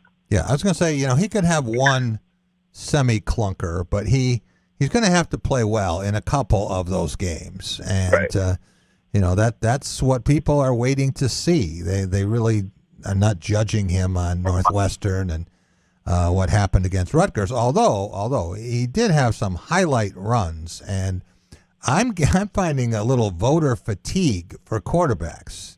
Chase, people are saying, can we get something else? We're a little tired of this. And the last time I really saw this was in 1997. And it was like people were saying, I just don't want to vote for Peyton Manning. And that's where the Ryan Leaf thing came in. And then there was Randy Moss. And then suddenly here comes Charles Woodson. And people said, well, that's new. That's fresh. It's interesting. And the more they looked at it, they went ahead and did it. And he won. And it wasn't that close. Right. So, I'm seeing that maybe there'll be people here who want to vote for a non-quarterback for a change. Yeah, I can see that. I mean, Devontae Smith obviously won last year. Right. Although one thing I think is a little bit different in terms of the fatigue element that you're speaking of is that by 1997, Peyton Manning was such a fixture in everybody's mind. And then when he didn't beat Florida and things like that, that became part of the narrative. Right. The guys that came in as the favorites this year haven't been starters. Right. I mean, Spencer Rattler, if you see what the work they're doing at the OU Daily, doesn't look like he's the starter at all right now. Yeah. And Bryce Young, was a freshman coming in, and he's played well. Obviously, I'm not blaming him for what happened on Saturday, but he's certainly not doesn't seem to be an obvious quarterback choice. The way there is in some years. Right. Sometimes there's multiple. And this year it doesn't seem like that. Matt Corral's obviously had the best stats, but they played their marquee game and got blown out. Yeah. So, I think I don't see why Kenneth Walker can't win. I mean, I think it's as simple as it comes down to you have to not just play well, but have those moments in the big games. Charles Woodson and Desmond Howard and guys like that didn't have Heisman moments against Northwestern. Right. It just didn't happen. Yeah. And it's not going to be like that for a Michigan State player. It's going to have to be against Michigan State or Ohio State or Penn State. Probably multiple. Yeah, and I think when you look at where Kenneth Walker III is, he's an interesting story. He was a two-star. He's a transfer. Had one Division I or one Power 5, scholarship offer. So there are a lot of things here that make him an interesting story. And they really haven't started the marketing campaign yet. You saw the video editing of the board in Times Square, but they have a lot of ideas here, and I think that he could become, he could catch fire. Yeah. No, and the eyes are going to be on the Big Ten East. Yeah. With the SEC, I don't want to say down, but with Alabama losing, yeah, and with Georgia looking as dominant as it has, mm-hmm. I think there's a little more. I think the eyes are definitely being pushed a little bit north, and this month of games coming up with the 4 teams that are in the top 10 in the Big Ten, 5, right? Yeah, but 5 on the top 10. Right, but 4 in the Big Ten East. That's going to be people are going to be paying attention to that. So if you have the games in that situation, which is why, by the way, even though he lost earlier in the season, I wouldn't exactly count out C.J. Stroud either. Yeah. Oh, yeah. And he's going to have gigantic numbers. If you're just going to look at that, he's got incredible receivers to throw to. But if you look at the 5 teams that are ranked in the Big Ten, I mean, Iowa has a much softer schedule than the others right now. You're looking at, they've really played Iowa State and Penn State, and they should win the rest of their games. They're going to be favored significantly in every one of them. They should be 12-0 when they get to Indianapolis, and I can't imagine them losing twice.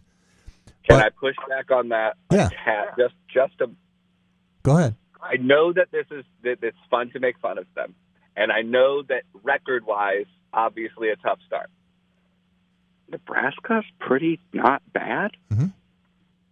They've almost beaten Michigan and Michigan State. I know you don't get credit for that, but let's put it this way: if they hadn't lost to Illinois to open the season, I think everybody would be saying Nebraska's not that bad.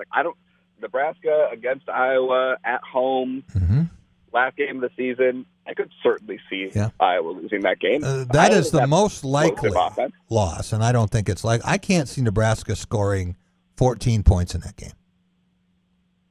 You give Iowa a lot of credit. I do. Was going up and down they got 20 takeaways, and they haven't played Adrian Martinez yet, which is going to be 5 more. That's true. I guess that's not a good matchup, is it? That you have for Machine. Yeah, that's true. What about the teams in the East, Chase, and the other 4? How would you rank them? All right. Well, I think obviously you have to look at the health situation with Penn State. Yes. That's a major factor. I'll tentatively go Ohio State number 1, Michigan number 2, Michigan State number 3, Penn State number 4. Okay. Do you think Michigan will be favored in Spartan Stadium? No, but I think it will be very, very close. I think they would be favored on a neutral field. Mm-hmm. I think it'll be a 1.5 sort of situation. So do you think it matters that Michigan State and Ohio State play 2 of their 3 games against the other contenders at home? Michigan and Penn State have to go on the road twice. Of course it matters. Yeah. Of course. Yeah. It's very difficult to win on the road. For a myriad of reasons. Yet in the Michigan State series, Michigan has played better in Spartan Stadium the last decade and a half than it has in Ann Arbor. I think the Michigan State teams that have lost at home have been pretty bad teams. Mm-hmm. Okay. I'll buy that. Although, you know what's interesting about Michigan this year is that the media and the country is so fatigued to the Michigan is back narrative or whatever, however you want to call it, that this year they're weirdly flying under the radar, even though they've played better this year than they have in years past when the hype machine was really at an all-time high. Mm-hmm. You know what I'm saying? Like if you look at the computer rankings and stuff like that, a lot of they're actually underrated this year because people aren't so basically people don't care what Michigan does until Thanksgiving weekend. Right. So I wonder what Michigan not that they will, but I'm saying if Michigan were to go in to that final game 11-0, would people have that level of hype, or would they say, we'll see what happens when they play Ohio State? I don't know, but I was going to ask you what would happen, what the reaction would be if Michigan lost by double digits in East Lansing and State College, and then won by a point against Ohio State and got clobbered in a bowl game. They would rejoice. Well, first of all, Michigan's never carried what happens in bowl games. Yeah. That's something that you have espoused many times in the past, is that bowl games are written out of the historical narrative. Yeah. So, yeah, of course. They've had seasons where they lose to Michigan State and Penn State. They don't care about that. Well, if all they care about is beating Ohio State, then they've done a terrible job at the only thing that matters. Correct. I think that's why Michigan fans are so frustrated. Like it is interesting that people will make fun of Jim Harbaugh and make fun of Scott Frost in similar ways, but they've had very different tenures. Michigan has played well against every team besides Ohio State in Jim Harbaugh's tenure. It hasn't been this absolute total joke the way it was with Rich Rod, where they weren't fielding competitive teams. They've won a lot of games.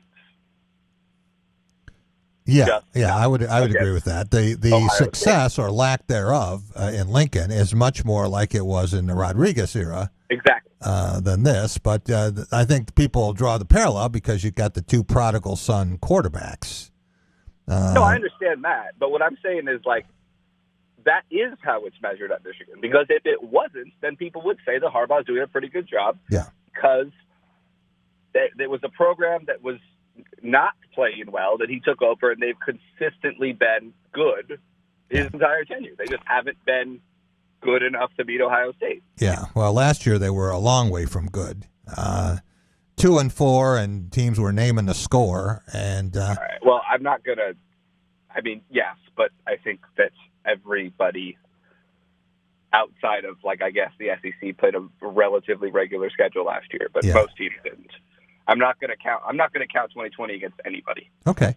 So you don't think it would have mattered for Jim Harbaugh still being the coach at Michigan if those last two games had not been canceled and he had lost, let's say, 66-6 in Columbus, and there would have been some Buckeye fans there who would have been disappointed by that margin, and then had gone out to Iowa in Kinnick and had lost 49-3.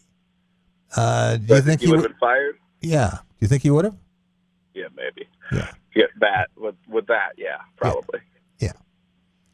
So I don't necessarily know whether they're going to beat Ohio State this year or not. That's not what I'm saying. Right. I'm just saying that I've been impressed with Michigan this year. Yeah. That's all. In the way that other years I thought that they were fool's gold. So we'll see what happens this year. Obviously, the strength of their schedules ahead of them as well. Right. I'm not saying that they're world beaters or whatever, but what I'm saying is that they're not getting the attention this year that they would have in previous years because people are tired of, maybe it's Michigan, maybe Michigan's back, the revenge tour, all that stuff, because they haven't beaten Ohio State. That's what I'm saying. I think if Michigan, if a totally unrelated Michigan team had won in Columbus and finished off the revenge tour with the Chase Winovich year, I think that Michigan would be being talked about more this year, even though there's nothing in common with those teams. Does that make sense? It does. One quick pro football question for you. What would surprise you more? If you had two home teams meeting in the Super Bowl, if you had the Chargers versus the Rams in SoFi Stadium, or if you had the Kansas City Chiefs losing the first game of the playoffs? That. I'm not. No, it would surprise me more for the Chargers and Rams to be in the Super Bowl. Okay. We got a long way to go. Okay. All right. Everyone expected the Chiefs just to roll, start going, and it hasn't happened yet. And now it's been surprising. I'm not ready to give up on them. All right, Chase, maybe we'll talk to you next week. Look forward to it. Enjoy all the sporting action. All right, thanks, Jack. All right. Want to thank all of our guests. How about Carlton Valentine joining us, getting ready for the NBA season? Appreciate that. Appreciate Jim Stark as well joining us from the Michigan Sports Legacy Conservancy. He's got a lot on his plate right now. And Chase Michelson. Chase out in Las Vegas, so he can always bring us up to speed on the betting lines. And tomorrow, Stephen Brooks is going to be here. We have some very special guests. Oh, I also want to thank Bob Hamill from Bloomington, telling us a little bit about the Hoosiers and reminiscing, talking about the Heisman Trophy, for which he is the Midwest chair. We'll be back tomorrow, everyone. Have a great night. We'll see you then.